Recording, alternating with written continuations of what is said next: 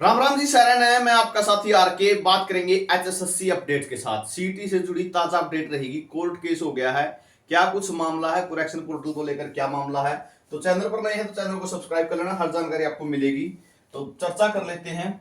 उससे पहले आपको महत्वपूर्ण जानकारी दे देते हैं। सफल बैच शुरू कर दिया गया है स्टडी मंत्रा एप्लीकेशन की तरफ से। सुनील बुरा सर को आपने हरियाणा जी के पढ़ाते देखा होगा, बहुत अच्छे से पढ़ाते हैं। जीके की पूरी शोर ही भरे हैं, आपने देखा होगा। तो अगर आप भी सीईटी में स्कोर की अपनी शोर ही भरना चाहते हो, यानी सीईटी में जो 13.48 लाख फॉर्म भरे गए हैं उनमें अगर नौकरी आपको लेनी है, एक अच्छा स्कोर आपको करना है, तो सफल बैच ज्वाइन कर सकते हैं। फीस मात्र 999 रुपए रहेगी। बेनिफिट क्या मिलेंगे इस पे चर्चा कर लेते हैं। लाइव क्लासेज रहेगी, नोट्स और पीडीएफ रहेंगे, 150 मॉक टेस्ट फ्री दिए गए हैं। जो अन्य अकेडमियां पैसों में बेचती हैं, इन्होंने बिल्कुल फ्री दिए हैं। डाउट सेशन रहेगा, वैलिडिटी 6 मंथ रहेगी। और बैच नंबर 26 की लगभग 700 क्लासें फ्री ऑफ कॉस्ट इसके अंदर डाल दी गई हैं। बात करें, पीछे 25,000 का सिलेक्शन हुआ था सीईटी के माध्यम से, तो 3,000 प्लस सिलेक्शन स्टडी मंत्रा ने दिए हैं। जेबीटी का अभी कुछ समय पहले रिजल्ट आया था, 1456 पोस्टों के लिए डीवी आई थी। 500 प्लस बच्चों की डीवी स्टडी मंत्रा की आई हुई है। अगर आपको कोई दिक्कत आती है तो इन नंबरों पे कॉल कर सकते हो। ऐप आपको प्ले स्टोर पे मिल जाएगी, लिंक डिस्क्रिप्शन में भी दिया हुआ है। वहां से भी आपको ऐप इंस्टॉल कर सकते हो और अपना बैच परचेज कर सकते हो। लगभग 1 महीना कह सकते हो आप आपके पास है। अगर सीईटी का मीटर खींचना है आपको तो खींच सकते हो। आगे बात कर लेते हैं क्या कुछ जो ताजा अपडेट रहेगी।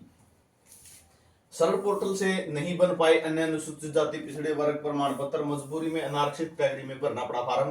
तो हरियाणा ग्रुप सी सीईटी पंजीकरण के लिए पोर्टल दोबारा चालू करने व करेक्शन करने को आग्रह लेकर हाई कोर्ट में पहुंच गए वह बच्चे। क्या कहा गया है यहाँ पर आप देख सकते हो। पंजीकरण के लिए 15 दिन का समय दिया गया। 2022 में 1 साल से ज्यादा का समय तक होता था पंजीकरण के लिए। उस समय राजपाट किसका था? ताऊ मनोहर लाल खट्टर का। ठीक है, बहुत बढ़िया आदमी है। याचिकाकर्ताओं ने याचिका में इस आधार पर मांगा पंजीकरण बढ़ाने का समय। क्या कहा है याचिकाकर्ता में? शीतल ने कहा कि अनुसूचित जाति से संबंध रखती हूँ। एचएसएससी ने नवीनतम सर्टिफिकेट अपलोड करने के लिए कहा था। सरल पोर्टल पर आवेदन किया लेकिन सर्टिफिकेट जो है नहीं बना, तो इसलिए जनरल कैटेगरी में करना पड़ा पंजीकरण। उन्होंने, निशा ने भी यही बात कही है। ठीक है, अनुसूचित जाति से संबंध रखती हूँ, सरकार सरल पोर्टल पर आवेदन किया था मगर सर्टिफिकेट नहीं बना। ठीक है, उसके बाद राखी ने भी यही बात कही है कि पिछड़े वर्ग से संबंध रखती हूँ लेकिन जनरल में फॉर्म भरना पड़ा। आवेदन करने के बावजूद सर्टिफिकेट नहीं बन पाया, मजबूरन जनरल कैटेगरी में पंजीकरण करना पड़ा। सुषमा ने भी यही बात कही है, यानी पंजीकरण की अंतिम तिथि के बाद भी मजबूरन जनरल कैटेगरी में फॉर्म भरना पड़ा। तन्नू ने भी यही बात कही है। तन्नू ने क्या कहा कि मेरा तो पंजीकरण ही नहीं हुआ, ओटीपी लेट हो रहा था, वह पंजीकरण नहीं कर पाई। याचिका से मांग की गई कि उन्हें आरक्षण का लाभ तभी मिल सकता है जब उनके पंजीकरण में सुधार हो। जो पंजीकरण नहीं कर सके वे तभी पंजीकरण कर सकते हैं जब पोर्टल दोबारा खोला जाए। यानी सीईटी को पोर्टल को दोबारा खोलने की भी और करेक्शन करवाने की भी मांग रखी गई है। ठीक है, उसके बाद बात आती है सीईटी का पेपर एक शिफ्ट में लिया जाए भाई, ताकि नॉर्मलाइजेशन ना हो। ठीक है, सीईटी का पेपर एक ही शिफ्ट में हो, जैसे सुप्रीम कोर्ट के निर्देश पर मेडिकल साइंस एंड अन्य नेशनल बोर्ड ऑफ एग्जामिनेशन ने करवाया है। यानी भाई जो अगर सीईटी का पेपर एक ही शिफ्ट में हो जाए तो नॉर्मलाइजेशन का झंझट खत्म हो जाए। ठीक है, नॉर्मलाइजेशन के बजाय एक ही शिफ्ट में पेपर लेने की मांग की गई है। याचिका में कहा गया कि खबर प्रकाशित हुई थी एक से ज्यादा शिफ्टों में सीईटी होगा, इसके लिए नॉर्मलाइजेशन किया जाए। सभी शिफ्टों में एक समान प्रश्न नहीं हो सकते। जैसे सुप्रीम कोर्ट के निर्देश पर मेडिकल साइंस मामले में नेशनल बोर्ड ने एक ही शिफ्ट में पेपर कराया है, तो उसी तरीके से जो है शिफ्ट भी एक ही कर दी जाए तो बहुत बढ़िया। वैसे बहुत बढ़िया हो जाएगा। जैसे ग्रुप डी नॉर्मलाइजेशन का केस चल रहा है, तो ये संकट नहीं होंगे अगर हो जाए तो।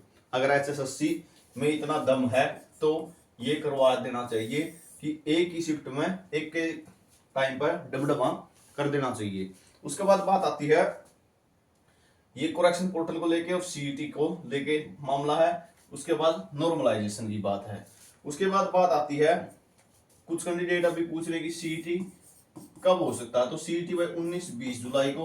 ठीक है, और 2-3 अगस्त को संभावित है, लेकिन ये मामला चला अगर ये जो पकड़ चुका है, ठीक है, तो ये थोड़ा गड़बड़ करेगा, आप सभी को पता है। और भाई मौका सभी को मिलना चाहिए। देखो, ठीक है, बेशक से सीईटी 15 दिन के बाद हो जाएगा, लेकिन मौका सबको मिलना चाहिए। अब इनमें भी केस किए हुए बच्चे हैं या फिर बिना केस किए हुए बच्चे हैं, जिन बच्चों को मौका नहीं मिलेगा, ठीक है, वो उनकी तो ये लगा के चलो 3 साल खराब हो जाएंगी, ठीक है।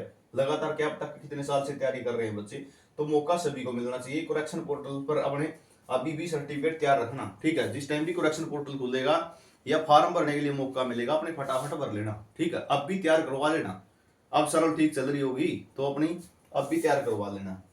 तो ये जानकारी आप सभी के लिए रहेगी। सीईटी को लेके इन केस छिड़ा है और जल्द ही समाधान होगा। तारीख की बात कर लूं, 1 जुलाई इसकी तारीख लगी हुई है, ठीक है। अगर सीईटी की घोषणा पहले भी हो जाती है, टेट की घोषणा पहले हो जाती है, तब भी इसकी सुनवाई पहले हो सकती है। तो ये जानकारी रहेगी, हर अपडेट मिलती रहेगी। चैनल को सब्सक्राइब जरूर कर लेना।